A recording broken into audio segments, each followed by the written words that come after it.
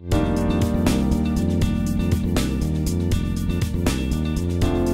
savons que les boiteries sont une des premières causes de réforme pour le cheval de sport. Aujourd'hui, j'ai l'honneur d'être avec Olivier Geffroy, chirurgien orthopédiste et spécialiste en médecine sportive. Bonjour Olivier. Bonjour Simon. On entend souvent parler d'arthrose. On sait que c'est une maladie qui est multifactorielle, notamment avec une composante héréditaire. Est-ce que ça occupe de plus en plus, une part de plus en plus importante dans ta pratique? Alors, l'arthrose, je ne sais pas. On va dire que les arthropathies, c'est-à-dire l'ensemble des choses qui vont affecter une articulation, fait l'objet de plus en plus de soins. Non pas forcément qu'elles soient de plus en plus fréquentes, mais parce qu'on rentre dans un niveau de plus en plus fin dans la façon de les accompagner, de les soigner, de les gérer. Je pense qu'il y a 20 ou 30 ans, quand on voyait un cheval, souvent c'est qu'il était boiteux. On était déjà avancé dans le processus arthrosique et on essayait de faire ce qu'on pouvait. Je pense qu'aujourd'hui, les chevaux sont beaucoup mieux suivis, beaucoup mieux soignés. On les voit plus tôt, on cherche des signes plus petits et du coup, en même temps qu'on soigne, on essaye de gérer, on essaye de prévenir l'apparition de ces formes graves qui sont des formes invalidantes pour la carrière. Là encore, prévenir, c'est mieux que guérir. Olivier, tu es le vétérinaire traitant de nombreux cavaliers de haut niveau, dont Nicolas Touzin, chez qui nous sommes aujourd'hui. Est-ce que toi, tu remarques des affections différentes selon le type d'épreuve? Et évidemment, chaque discipline va solliciter l'appareil ostéo-articulaire d'une certaine façon, qui va être liée au type de travail, à l'âge du cheval, à la nature des sols, et qu'en fonction de tout ça, on va avoir en face de nous des choses très différentes.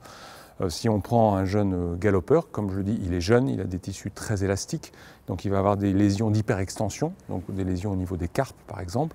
Il va avoir des lésions d'hyperextension au niveau des tendons, donc souvent des tendinites, ce qu'on appelle des corps-lésions, c'est-à-dire en plein milieu du tendon, à l'endroit où ça tire le plus. Sur les chevaux de sport, qui sont des chevaux qui sont vraiment dans le technique, c'est des chevaux plus vieux, donc on va avoir des lésions différentes, donc on va avoir des arthropathies qui vont aller vers l'arthrose si on ne fait rien. Et on va avoir par exemple des arthropathies des boulets fréquemment, sur les chevaux de complet ou sur les chevaux de CSO qui sollicitent beaucoup, par exemple lors des réceptions, leur boulet ou leur doigt antérieur.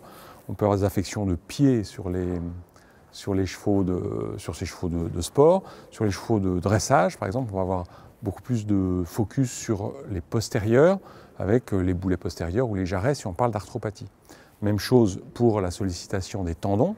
Alors, le cheval de concours complet, par exemple, est un cheval auquel on va demander de travailler vite. Donc on va retrouver une partie des affections du galopeur, c'est-à-dire des tendinites du fléchisseur superficiel du doigt, alors que sur le cheval de saut d'obstacle, qui travaille moins vite, mais avec beaucoup de réception, qui sollicite fort les boulets, on va avoir plus facilement, par exemple, des affections du ligament suspenseur du boulet, qui ressemble à des tendinites. Sensu stricto, on appelle ça des desmites, mais c'est quand même le même type de pathologie.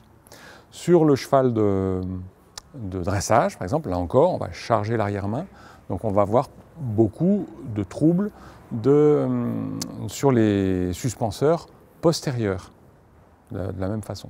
Donc oui, on a, fonction des sollicitations qu'on a, on a réellement des pathologies dominantes qui sont différentes. Et puis, puisqu'on est dans le technique, eh bien, on a des affections dorsales qui sont celles qu'on peut nous aussi connaître quand on fait du sport à un certain niveau. Mais il faut vraiment prendre un grand soin de son dos. Et que plus le dos va mal, plus on va mal utiliser ses jambes, plus on va avoir d'affections distales sur les membres. Concernant les chevaux de concours complet, à qui on demande d'être performants dans 3 disciplines, comment se passe la préparation? Est-ce que tu préconises quelque chose de particulier pour minimiser le risque de blessure? Il y a un premier aspect qui est de soigner la santé globale du cheval. Le cheval, on va dire un athlète qui a un fonctionnement ce qu'on appelle holistique, c'est-à-dire tout son corps participe à l'effort. Eh bien, les tendons vont être moins sollicités, ils vont être d'une manière plus souple, plus élastique. On comprend bien que en regardant un cheval, c'est peut-être moins parlant, mais si vous regardez un lévrier courir, vous voyez que tout son corps fonctionne.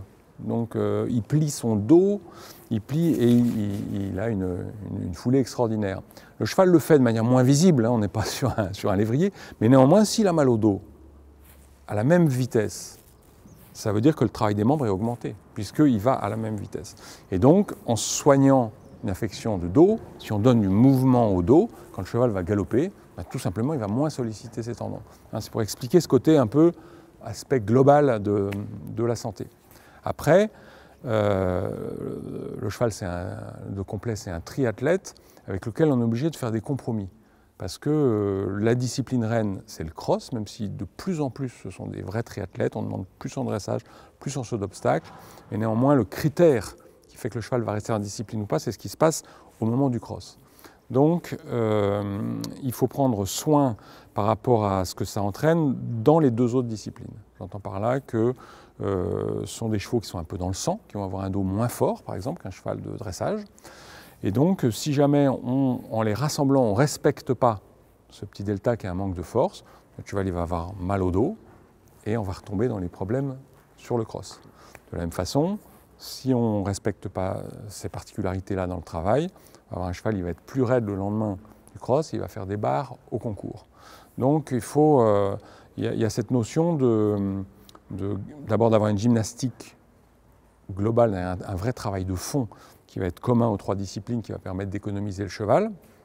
Et puis après, plus le cheval rentre dans un travail intense, plus malgré tout ce qu'on dit, il peut se passer un certain nombre de choses qui vont aboutir à une tendinite. La tendinite, elle est toujours moins aiguë que ce qu'on croit. Il y a des événements qui sont passés en amont. Par exemple, un cheval qui commence à avoir mal à un pied va surcharger un membre, et en surchargeant le membre, le tendon va être plus sollicité. En étant plus sollicité, il va commencer à se léser. Donc on a souvent une phrase pré-clinique qui est très discrète, mais qui est très intéressante parce que c'est celle qui va permettre, si on la détecte, de la prendre en charge et d'éviter d'aller dans la phase clinique. Dans l'exemple que j'ai pris, si on soigne le pied du côté opposé, on va éviter la tendinite. Mais ça aurait pu être soigner le dos, ça aurait pu être... Donc il y a cette notion d'aller chercher des petits signes et de prendre en charge les choses quand elles sont dans une phase de début. Alors ça nécessite d'être très très minutieux dans son examen clinique. Ça nécessite aussi un travail d'équipe autour du cheval, parce que parfois c'est le maréchal ferrant qui va avoir une petite défense au ferrage, qui va dire « attention, il se passe quelque chose, le cheval n'est pas comme d'habitude ». Ça peut être le groom qui va détecter une chaleur qui a été là le mercredi, mais qui n'est pas là le lundi quand le vétérinaire passe. Ça peut être l'ostéopathe qui voit que le cheval protège une partie de son cours. Et tout ce travail-là, c'est à la fois ce qui permet de prévenir les tendinites, et c'est aussi ce qui permet d'aller vers le haut niveau, d'aller chercher plus de performance. Et ce qui est bon, c'est qu'on va chercher plus de performance avec plus de bien-être et de confort pour le cheval. On vient de parler de palpation des tendons. Est-ce que tu peux m'expliquer en quoi ça consiste? Expliquer une palpation, ça n'a pas beaucoup d'intérêt. Je pense que le mieux, ça serait que je te montre comment je fais. Eh bien, on y va. Allez. Je te suis. Bon, la première chose, Simon, c'est que pour moi, je conçois l'examen clinique comme un dialogue avec le cheval. Donc, pour une bonne palpation, il faut que j'ai établi un lien avec le cheval et aussi que j'ai un cheval qui soit attentif à ce que je suis en train de lui faire. Et à partir de ce moment-là, ces réactions vont faire partie de l'examen. Après, qu'est-ce qu'on regarde sur la palpation d'un tendon? On regarde les trois signes principaux qui sont la déformation, la chaleur et la sensibilité. Chez l'homme, on rajouterait la rougeur, chez le cheval, ce n'est pas très facile. Donc ça, c'est trois signes qu'on va observer, et pour le faire finement, il faut connaître l'anatomie des tendons sur le bout des doigts. Donc je vais commencer à palper mes tendons, pieds posés. Et je vais pouvoir voir, en détaillant chaque tendon, est-ce que j'ai une déformation? Est-ce que j'ai une sensibilité, même si ce n'est pas l'examen de choix, mais en passant le doigt sur le champ du tendon, on peut quand même avoir des informations. Et je vais rechercher de la chaleur. Et ce qui est un peu intéressant souvent, c'est de comparer avec l'autre membre. Et ça, c'est un examen que le groom, la personne qui soigne le cheval, doit savoir faire, parce que c'est un examen, peut-être la chaleur n'est pas présente au moment où je fais mon examen. Sur l'examen debout, donc, je vais palper, je vais individualiser mes différents tendons. Le fléchisseur superficiel du doigt, qui est le plus palmaire, qu'on peut aussi appeler perforé, que je sens ici, voilà. Ensuite, juste devant, dont je sens les deux bords, moins palpable, mais c'est mon fléchisseur profond du doigt, qu'on appelle aussi le perforant, que je sens jusque-là. Là, il commence à être recouvert par la gaine digitale. Et lui, je vais pouvoir aussi le palper dans le creux du pâturon, puisque lui, va s'insérer dans le pied, sous la troisième phalange. Sur les côtés, on a les deux branches du fléchisseur superficiel. Plus en avant, difficile à palper mais je sens une toute petite dépression à côté, ce qui est plutôt un bon signe. J'ai ma bride carpienne qui s'insère derrière le carpe et qui va venir rejoindre le fléchisseur profond à peu près dans son tiers distal. En avant de tout ça, j'ai mon suspenseur du boulet qui n'est pas palpable en haut, il est dans le canal métacarpien. À peu près, presque à mi-hauteur, il devient palpable. Et j'ai mes 2 branches qui viennent s'insérer ici sur les os sésamoïdes. Et plus bas, j'ai mes 2 brides qui, elles, vont venir s'insérer sur le tendon extenseur. Donc voilà, j'ai déjà une bonne palpation et pas mal d'indications. Pour bien sentir, pour compléter ces informations et surtout pour bien sentir la sensibilité, je vais demander au cheval de me donner sa jambe. Bon, par habitude, c'est un examen standard. Si je lève le membre, je vais aussi évaluer la mobilité, etc. Ce n'est pas l'objet. Sur les tendons, je vais commencer par les palper, les 2 lobes de mon fléchisseur profond dans le creux du pâturon. Je vais remonter. Évidemment, la région de tout notre intérêt, c'est la région métacarpienne, puisque c'est la plus sollicitée, c'est là où on a le plus de lésions. Donc je vais repalper mon tendon et avant, je vais faire ce que j'appelle mon zéro. C'est-à-dire que toute sensibilité n'est pas normale. Si on appuie au-delà d'un certain seuil, eh bien, on peut avoir une réaction. Donc là, par exemple, sur le fléchisseur superficiel, j'appuie, je n'ai pas de réaction. Donc bon. Mais souvent, par exemple, sur le suspenseur, si j'appuie, arrive un moment, je vais avoir une réaction. Ça ne veut pas dire qu'il y a une lésion. Ça veut dire que le cheval me dit à ce stade-là, c'est sensible. Donc je vais répéter, quand j'ai une sensibilité comme ça, je vais répéter mon examen à la même force. Et je vois que ma réaction s'atténue pour disparaître. Donc ça, c'est une réaction normale. Si j'avais eu une lésion, une douleur, en répétant ma palpation, la réaction, au contraire, aurait augmenté puisque j'aurais réveillé, en quelque sorte, la nociception de la région. Et après, à la fin, avec une pression plus petite, j'aurais une réaction au moins aussi grande. Je reprends la même chose que tout à l'heure, sauf que là, je vais pouvoir individualiser mes tendons puisqu'ils sont détendus. Donc là, je repalpe en détail mon fléchisseur superficiel. Là, il est entre mes 2 doigts parce que j'arrive à passer mon index entre le superficiel et le profond. Donc j'ai aussi des indications sur son élasticité, sa nature, son induration, etc. Je vais palper derrière mon fléchisseur profond, toujours pareil. Ma bride carpienne, tout en haut. Et pour le suspenseur, comme j'ai détendu mes tendons, avec mon pouce, je peux, dans la partie où il est à l'intérieur du canal métacarpien, je peux pousser mes tendons fléchisseurs sur le côté et je peux venir sentir mon tendon et appuyer, exercer une pression qui serait très intéressante si on avait une réaction de sensibilité ou de douleur.